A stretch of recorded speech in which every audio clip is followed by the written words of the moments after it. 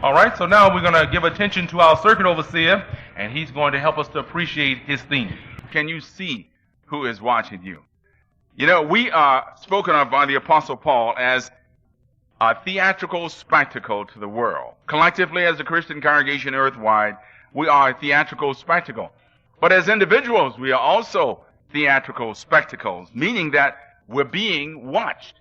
Now, in this illustration that he's giving, he's saying we're performing on the stage of the Universal Theater. And we're performing God's will on this stage, and we're being watched as we perform God's will on the stage of the Universal Theater. You know, it's difficult for someone performing on a stage if they can't see who's watching them and get some feel from them as to whether they are approving or whether they are disapproving. For instance, say you're a singer or a guitarist or something. You're performing in a theater, Radio City Music Hall. You're on the stage there, and let's say that somehow the lights are focused where you're being blinded by a few lights, and you can only see a few people in the front rows. You can't see those all the way in the back. You can't see who's in the mezzanine, and you can't see who's in that large upper level. So you have to just kind of tell yourself, well, I think I have support here, but what if the lights are adjusted where that you can now see everybody? And you can see those in the mezzanine, and you can also see those up top. Could you not perform more effectively? Well, the answer is yes. So in the Universal Theater that we're in today, we are able to see those on the earth with us. And we can see how they look at us, our family members. They're watching us, aren't they? Our neighbors are watching us, and many others are. But you also are able to see with spiritual insight the grand host of those who are in the upper level of this Universal Theater, and they are really pulling for us. Who are they? Well, let's take note of the words of 2 Kings 6, verses 15 to 17, and we might be helped to appreciate that Jehovah God, Jesus Christ, and the angels are watching us, and they are by all means supportive. 2 Kings chapter 6, verses 15 to 17. Now, what happened is that Elisha's attendant woke up one morning and looked around, and the Assyrian army was all around them, just camped all around them, looking at them with eyes of daggers, ready to destroy them. And the servant was just overwhelmed. He became very fearful because he couldn't see the means of protection that was there too. Verses 15 to 17. When the minister of the man of the true God rose early to get up and went out, why, there a military force was surrounding the city with horses and war chariots. At once his attendant said to him, he said to Elisha, "Alas, my master, what shall we do? We're as good as dead. Look." But note, Elisha said, "Do not be afraid, for there are more who are with us than those who are with them." Now, do you think the attendant believed that? No, he couldn't see them. So, when he could see those who were watching in favor of him, then he became confident. Note verse number 17. And Elisha began to pray and say, "O Jehovah, open his eyes, please, that he may see." Immediately, Jehovah opened the attendant's eyes so that he saw, and look, the mountainous region was full of horses and war chariots of fire all around Elisha. Well, isn't that the way it is for us today? If you, through your eyes of faith, are able to see those in the upper level of this Universal Theater, you see Jehovah God looking pleasingly on your performance of his will. You see Christ Jesus looking supportively on you, and the holy angels as well. And certainly you'll be protected. And on the earth, we have our brotherhood. We can see that they are supporting us. But then there's another group in this Universal Theater who are occupying the mezzanine. That's another group, and they don't like us. Please note Ephesians 6, verse 12, as Paul says in effect that some of those who are watching us in this Universal Theater do not like us in the least. Ephesians chapter 6, verse 12. And they hate our guts, and they want us to fall on our faces as we try to perform God's will on the stage of the Universal Theater. verse number 12. Because we have a wrestling, not against blood and flesh, but what do we have a wrestling against? A wrestling against the governments, a wrestling against the authorities, against the world rulers of this darkness. Yes, a wrestling against the wicked spirit forces in the heavenly places. We should say in the mezzanine here. Now, if you see them and you understand how they feel toward you, you will take no chances. You will perform properly God's will, and you will not give them any opening to distract you or to pull you aside. Now, do you have a good profile of Satan, the devil, and the demons, our enemies? Do you just say, well, they're there, but I'm out of their way? It's good to see them the way Jehovah sees them and the way His Word, the Bible, has revealed them to us. From the mezzanine, there are frustrated, vehemently angry, eyes full of rage that's been built up over thousands of years, looking at you and I, and they want to bring us down. They want us to fall on our faces one way or the other. Now, to show you how that we're being watched, look at Luke 4 verse 13, and note how that Satan the devil, knowing that Jesus Christ had been loyal to his father Jehovah for probably millions of years, still had the nerve to try to trick him and cause him to fall, and thus to make a mistake as he performed God's will on stage. Luke chapter 4, and note verse 13. Now, at this point, Satan has tried each of his three little temptations. Neither one of them worked. You think he gave up and said, well, I give up on Jesus. I know he's loyal to the core, so why bother with him? I'll just go after these imperfect humans. No, he did not conclude that. It says, so the devil, having concluded all the temptation, retired from him until another convenient time. In effect, he's saying, all right, you got away these 3 times, but I'll be watching you. And is he not doing so today with his cohorts, the demons? They're watching us to see if we will fall in one way or the other. One of the things that we need to understand is that we're made in God's image, and we have intelligence and emotions and feelings like he does, and the angels are made in God's image as well. And so the demons also, who are wicked angels, they too have feelings. Now, when you think about it, if we can get a picture of their frustrated positions, we can see how dangerous they are and the need to never play into their hands in the least. I'd like to ask you if you really have a good picture of what Satan the devil wanted when he went to Eve and said, look, you can eat that fruit and you won't die. And God's not telling you the whole truth. You'll be like him. You'll be able to decide for yourself what is good and what is bad. Do you know what Satan the devil wanted? Do you think he wanted a world full of people, 5.5 billion people sick, dying, fighting, families torn apart? Is that what he wanted? That's not what he wanted.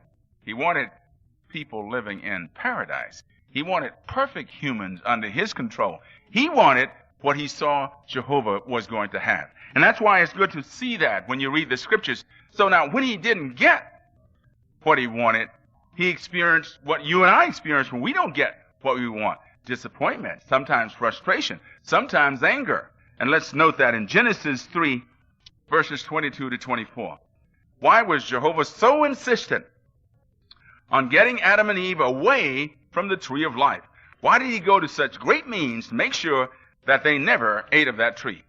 Well, before we read that, let me just say that Satan's scheme was, I'll get them to eat of the tree of the knowledge of good and bad. Then they'll be out of God's favor. They will have sinned.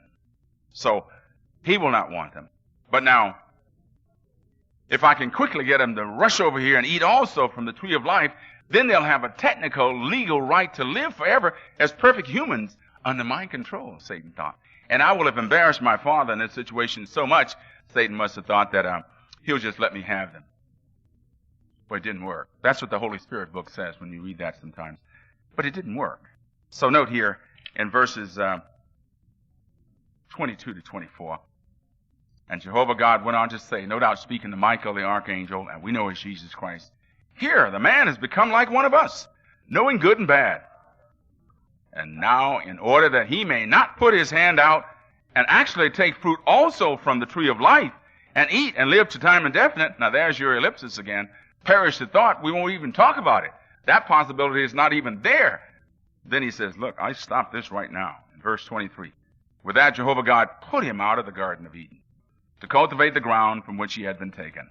And so he drove the man out and posted at the east of the Garden of Eden a couple of small angels to watch it? No. He posted the cherubs, huge, powerful angels, and the flaming blade of a sword that was turning itself continually to guard the way of the tree of life. Now notice that Jehovah is saying, if I let them get over to that tree of life, they'll eat from that, and they'll have a technical right to live forever. I'm not letting that happen. Get them out of here. So you can see that Satan's scheme didn't work. So what would be the feeling of Satan after that? Disappointment, frustration, really angered. But now, through the years, Satan began to pull support for himself. Now he sees, well, I'm going to have control over people who are going to be sick and dying, but I'll go on with this control anyhow. And then he began to work on the angels. Now, how do you think he got angels to take his side? Well, he had a line for them, too. And as we learned at the district convention last summer, you remember the talk in the afternoon where they gave us the clearest picture that we've ever had of how the wicked spirits were pulled into this immorality with the women before the flood. It says that Satan the devil must have said something like this to the angels. I know you're made a little higher than man, but you know, you're not that much higher. Look, man can do things you can't do. Look down there. Man can marry and enjoy human sexuality. You can't do that. Man can produce children. And, you know, his children produce children, and he can produce a whole nation, become a patriarch, so that his name is upon thousands of people, hundreds of thousands. But you could never get such a name. See, you're an angel, and you're not even allowed to do that. Well, the demons took the temptation and began to marry the women on the earth. Now, I'd like to ask you here, if you stop and think about these wicked spirits, when the first wicked spirit married a woman and the baby was born, was the father, the demon, was he mean and angry and bitter? No, he was proud of his baby, loved his wife, wasn't mean and angry at that time. He must have thought, that's my child. I've accomplished something. He is a little big. That's my child. Now, then after a while, though, the truth started settling in. You see, after a while, they began to see that Satan has told us a lie, and we're not going to get what we thought we were going to get. And so note what happened here. By the time of the flood, the demons had lost God's favor, and now they were on death row, and that made them angry. Their children were born, but they were not normal. They were freaks, wicked hybrids, who cannot even become father to a child.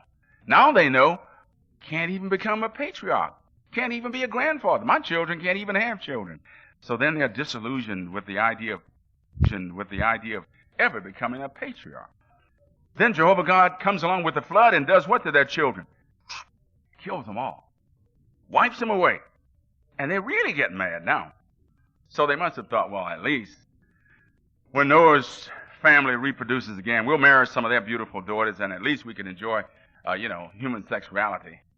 But Jehovah says, no, no, no. I'm taking away your ability to materialize, so you can't marry anymore. Now, how do you think these spirits felt by now that they've lost God's favor? They're on death row. Their freakish children are dead now, and they can't have any more children. They can't enjoy being married to a beautiful woman anymore. Never would be a patriarch. They are mad. And by the time Jesus came to the earth, they were mobs of angry, fallen angels who were bent on doing nothing but hurting and killing. And note how Jesus described them. Look at Mark 5, verses 11 and 12. This is where Jesus cast the demons out of this demonized man, Legion, and his associate. And you may recall that when the demons were cast out, they were frustrated. They thought, where can we go? Give us something to go into here. We like to control. They are, in some way, control freaks, aren't they? Whatever fulfillment they get is by controlling somebody or something else. And so note in the 5th chapter, verses 11 and 12, Now, a great herd of swine was there at the mountain feeding. These swine were eating, see? So they, the demons, pleaded with Jesus, saying, send us into the swine that we may enter into them. Now, Jesus let them go into these swine because he knew this would make publicity to his ministry, and he let it happen. So note what happened here. And he permitted them. Now, before we read further in verse 13, I'd like to ask you if the demons did the human thing to swine. What will humans do? What if you had 2,000 hogs?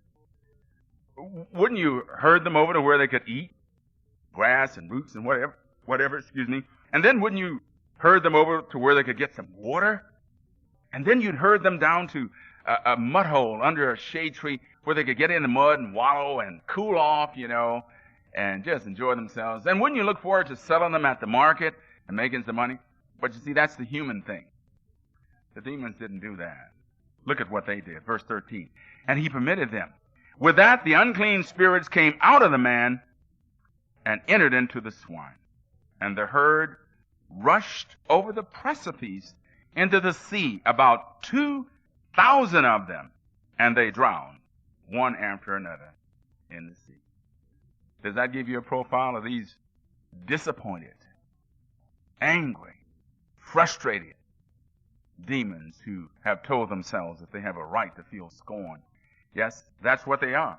Now, if they felt that way in Jesus' day, how did they feel after fighting against Christ in heaven? And then by 1914, they're kicked out of heaven sometime shortly after that and confined to the mezzanine, to the vicinity of the earth, where they can't go to the upper level anymore. The Greatest Man book says this about them.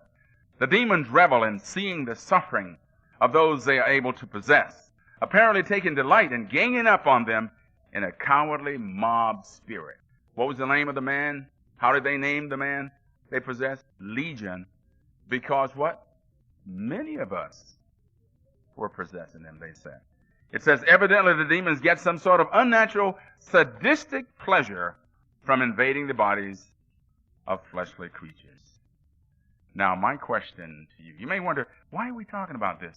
It is to show that with these persons working under Satan the devil to run this world, we do not want to reach out to them in the least. Not in any way. For example, would you like these sadistic, wicked spirits to inspire the music that you listen to? You might say, well, no. But are you sure they didn't inspire the music we listen to? Give you an example. Much of the rap music has to do with that which is very immoral, that which the demons would be very interested in, and they promote it. And someone might say, well, not all rap is bad. Well, the society made it very clear, didn't they, that since much of rap music, most of it is very, very bad, it just talks so terribly about women. And then if they have videos of it, they show them in the most disgraceful ways. And then they encourage all kinds of immorality. The society said, even though there may be a few rap songs that encourage obedience to the police and school teachers and your parents, that wouldn't it be best for Christian witnesses not to learn to like rap music at all, so that you don't get pulled into the bad part of it? Did you obey that? Well, those who did are benefiting from it. But what about heavy metal music? Some might say, well, I don't like rap. I'm into heavy metal or death metal.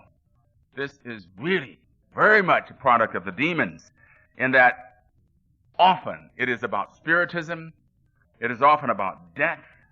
People are encouraged to consider suicide.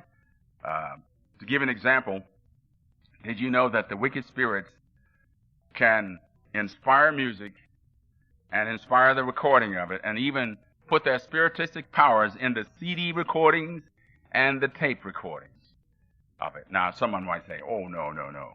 They can't do that. Well, not just to a Ouija board. They do it to music. For instance, the experience the society gave us was of a man by the name of William Jordan. He began writing songs under the influence of drugs and the demons. He admitted that. He had a professional recording made of a series of his songs, and it was 2 hours long. One of the songs on that recording was about how that Satan is more powerful than God. But then finally he hit a low spot in his life, and he met the witnesses. And to make a long story short, came in the truth. Married a very nice sister, and then trouble started. He was quickly out in service, but then in his bedroom, he started having terrifying nightmares of wading through rivers of blood, being chased by the demons. Well, they were angry at him because now you've joined the other camp. Well, why did a baptized brother with a Christian wife have that kind of problem in his house at his own home? Well, he tells his own story. It was because he still had the master tape of that original recording, which included the song about Satan being more powerful than God. And now he got the message. I have to get rid of this. So what he did is that he and his wife decided, we're burning this tape. Took it out in the backyard, and here comes the fire, and they tried burning it. Now, what do you think happened? Well, you read many experiences. It wouldn't burn. So they decided, we're getting rid of it anyhow. They dug a very deep hole, put that tape in that hole, and covered it, which is a statement to God and to Christ Jesus that we want no part of this contact with the wicked spirits. What were the results? The society reported the nightmares stopped. His marriage improved. He progressed to becoming an elder in the congregation. Now they have 2 lovely children. Now think, if the demons could affect a person like that through a recording they have in their house, then think of what could happen if one goes to a live performance of heavy metal music, some of the rap music where the wicked spirits are there and they are really directing matters. Some persons have said at such performances that in the space between the seats and the stage that many people stand there, and it gets to be a frenzy, and it may be that a group will just decide to pick you up and hold you up as they're worked up by the music. And the wicked spirits are watching from the mezzanine. And to see you or I there, we're targeted, aren't we? They know something about our spiritual weakness, and we want to avoid that. Another question, would you like these same evil, wicked spirits to design the clothes that you wear? Well, the brothers don't have as much problem with it because demons are not that interested in us.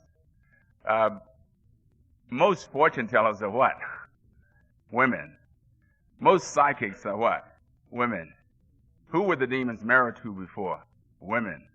So, would you sisters like the demons to design your clothes? What do you think they'd want you to wear? Or if they could have their way, they'd rather have you how? You're right. They'd rather have you naked because they are voyeurs. They cannot marry women and enjoy human sexuality. So they are voyeurs. They watch, don't they? If you look up the word voyeurs in the dictionary at home, you'll get an idea of what that is. And so these persons would love to have women dressed as near naked as they can. And so they work through another group of sexually perverted persons on the earth, the designers who are often homosexual perverts, to design women's clothes. And what do? Well, they make them as short as they can, as tight as they can, as provocative as they can. In fact, there was a news report on one designer's display of his clothes just last week. And it was so bad that the media people had to block out certain part of the person's body as they walked across the stage. Now, isn't that awful? 3 years ago, when we went to the district convention, we saw some scenes that were really hurtful, really disappointing. But I've heard that things are a little bit better. But our sisters want to be very careful, and our brothers too. They'd want to be very careful to avoid anything that would get them into this kind of situation where that somehow you are inadvertently reaching out for these wicked spirits by the way you dress. What if they are directors of our movies? Well, they are, aren't they? They're the ones who want to make movies that are very extremely violent, filled with sexual perversion, and also just sexual gratuity, and also profanity. And then once in a while they spice up the movies with what? Spiritism. You ever sit down at home, you're watching this little whodunit, you know? It's interesting. You say, well, I wonder who committed the murder. And the police, they try everything. They can't get a clue. Now who do they bring in? The psychic. Now who's in the movie? The demons. You see the point? If they get materialized, wouldn't they be the presidents, the governors, the heads of everything? Of course. So obviously you can appreciate that. We want to be careful to avoid that. Now someone would say, well, I don't watch movies and I don't watch much television. I just read. Are they there too? Well, a society warned the friends about books such as American Psycho, another book called Raptor, another one called Vox. And then how about the demons promoting pornography in every way they can get it? Magazines, videos, television. If you had a telephone bill come your way that was $300 or $400 or more, and you know you didn't make long-distance calls like that, and you have an 11-year-old son and a 13-year-old son, and you looked at the bill and it said 800 numbers, 900 numbers, what would you know? Well, you'd know what they've been calling, and that's happening. It has happened to young Christian families. It happened back east. We've heard of some cases. So you can appreciate that here the demons are trying to get to our children. Or if you get your nice computer, you know, the latest, whatever it is, with all kinds of power and speed, and then you say, I subscribe to the internet, and then you tell yourself, I can afford to leave this thing in my house, and my children know how to operate it, but my children are so good that they will not bring up bad things on the internet. Do you know some parents believe that? Isn't that a sad thing? To think that you could put that where your child can handle it and say, my child will not do that. That's just like saying to your 15-year-old boy, there's a naked woman in the next room, but I know you're not going to peep, so don't ever think about it. Ridiculous. So Christian witnesses are going to have to be watchful at every corner. And when you read the next time you read an article in the Watchtower, I'd like to urge you to do this. Listen to how many times in an article the faithful and discreet slave will refer to how Satan and the wicked spirits are producing whatever the bad thing is that they're reading about, and how they're trying to block us from the good thing. They are very, very aware of these persons, and they know exactly what the issue is, and they know what the designs are. So we want to be careful of that. In closing, let me emphasize that there's one other area that is really worthy of note here. The demons, Satan and the demons, want to control your feelings. If you feel depressed, they want to get control of that. If you feel a lack of sense of self-worth, they'd like to take control of that. If you learn to hate yourself somehow for some reason, they really want to power steer that. Now, is that just conjecture? Are we just guessing that? Listen to the faithful and discreet slave. I'm quoting the Watchtower of December 15, 1995, pages 24 and 5. And here's what it says. Many faithful servants of Jehovah endure a constant battle with feelings of worthlessness. This is not surprising, for one of Satan's crafty acts is to make us feel that we are unloved even by our Creator. They want to control your feelings. You don't like yourself, you feel down. Maybe it's from earlier experiences. They like that, and they want to use that. You have to fight back. One sister wrote to society and said, I deal with intense self-hatred and deep feelings of worthlessness, which have their roots in childhood abuse. It is definitely appropriate, she said, to view this distorted thinking as a crafty act of Satan himself. It can crush one's will to live. I truly must work every day to resist the lie that I am unlovable. In this article, she referred to the April 1st, 1995 Watchtower entitled, You Are Precious in God's Eyes. This article means more to me than you can possibly know. So we want to, by all means, see here that Satan and the demons want to make you depressed. They want to get you down. Don't play into it. Meditate upon how you're worth so much in God's sight. In fact, even the cover of the Watchtower we studied today is emphasizing what thought? That God cares about you. See? And that way we'll protect ourselves. Let me share two experiences with you here. One is of a young woman who really did play into the hands of the wicked spirit. She says, I made a terrible mistake a couple of years ago. I committed fornication with an unbaptized young man who was studying the Bible at the time. I was baptized. Now, that was her first mistake. She should never have been dating an unbaptized person. Person has not committed to serve God, so they would be unevenly yoked if they were to marry. She said, I wanted him to love me. Instead, we both broke Jehovah's law. Now my life is a series of if-onlys. If only, as a youth who loved Jehovah, I was stronger. If only I paid more attention to God's requirements. If only I thought about the seriousness of my actions when I did wrong. Now I must reap what I've sown. The sleepless nights, the tearful periods of despair are part of the price I must pay. And she went on to say, I only wish young people would realize that the elders and Jehovah love them and don't want to see them get hurt. But the last part of her letter, as she writes as a prodigal daughter, she says, I truly love Jehovah. It hurts me that I disobeyed him, but I am determined to press forward, to work hard, to build a strong and lasting relationship with Jehovah. I'm eagerly looking forward to the time when Jehovah's gift of his loyal subjects, to his loyal subjects, a new system prevailing in moral brilliance, will be realized and enjoyed by all. Only then will I forget the heartache and pain my sin has caused. Well, I should make us think. Now, she's speaking out of her heart and saying, don't do it. It's a deception. It is of the wicked spirit. What hurts so very much, and the elders feel like sometimes their hands are tied, is that sometimes young people who get into problems have lost the ability, if they ever had that, to feel sorry, lost the ability to be afraid of anything, and lost the ability to feel for what they've done to hurt someone else. That's the world out there. It's a shame, you know. Satan has just jerked their heart out. They don't feel. They don't cry. So what is the attitude?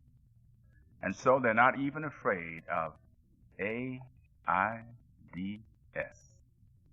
Young people are not afraid of AIDS. And that we can't understand. Years ago, people were afraid of other kinds of diseases, but now they're not even afraid of this one where there's no cure. And to show that the society wants us to know that it's not just a homosexual disease. Whether you say, well, I'm not gay, so I don't have any problem with getting AIDS. No, that's not true. Heterosexuals are very much involved. Did you know that society published an article just a few years ago, and it was to emphasize that AIDS and one has a false sense of security if they feel that because they're heterosexuals, they are not going to get AIDS. It went on to quote the New York Times, and it quoted a woman who spoke of herself this way. I'm going to read it exactly the way the article in the newspaper presented it, and the society put it exactly that way in the magazine. She says, I'm a 36-year-old, happily married, white female who has never had syphilis, never had gonorrhea or chlamydia, has never used crack, never been an intravenous drug user, never had a blood transfusion, but I am HIV positive, and I have been married 5 years, and my husband is not.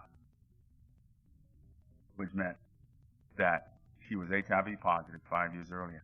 Then she went on to say that many in her group who give each other encouragement are of the same social level into this problem. And the society went on to say what she is saying, in other words, is that any woman or man who engages in premarital sex, who commits fornication, can become infected. Now, in closing, one point here. Recently, I was with two different congregations where our young people came home and told their parents what was reported at school.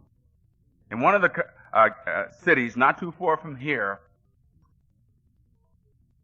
102 12th grade students volunteered to donate blood. So they had to submit to what? An AIDS test. Out of the 102 who donated blood and took the AIDS test, 23 of them were found to be HIV positive. And 12 of them were found to have full-blown AIDS. That was in two different schools in a kind of a suburban area.